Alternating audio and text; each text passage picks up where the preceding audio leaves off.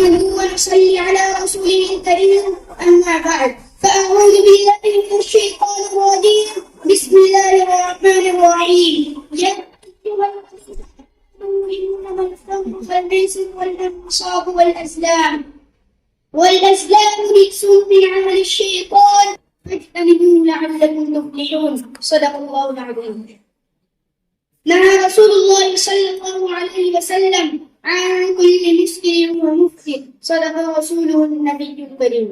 صدر دیشان اہل میزان اور سامعین باتن کی السلام علیکم ورحمۃ اللہ وبرکاتہ. اللہ تعالیٰ نے انسان کو دوسری تمام مخلوقات سے الگ امتیازی شان عطا فرمائی ہے.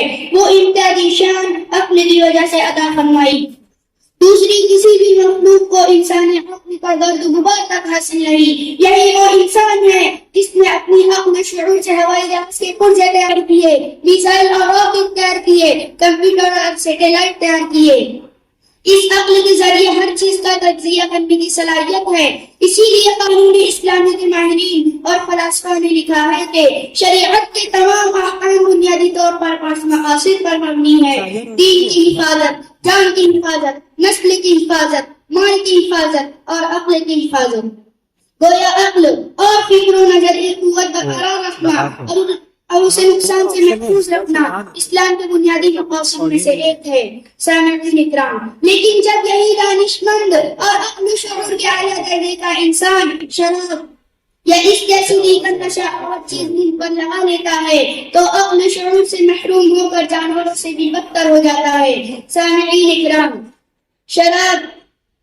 شراب، منشیات اور تمام نشہ آور چیزوں کو شریعت اسلام میں حرام، ناپاک اور مولد اس لیے بتایا ہے کہ اس کے ذریعے انسان انسانیت کی جامع سے باہر آ جاتا ہے اور پھر وہ سب کچھ کر گزرتا ہے جس سے انسانیت اور شرافت شرمسار ہو جائے.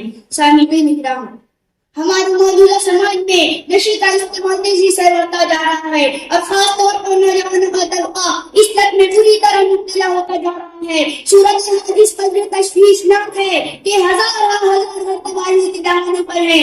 خاندان بکھر رہے ہیں، طلاق کی شرح بڑھتی جا رہی ہے، اخلاقی بے روی عام ہو گئی ہے اور امت کے مستقبل کے لیے نوجوان اپنا سب کچھ داور لگاتے جا رہے ہیں اور انہیں اپنے طرز عمل کی ہولناکی اور سنگینی کا احساس تک نہیں ہے.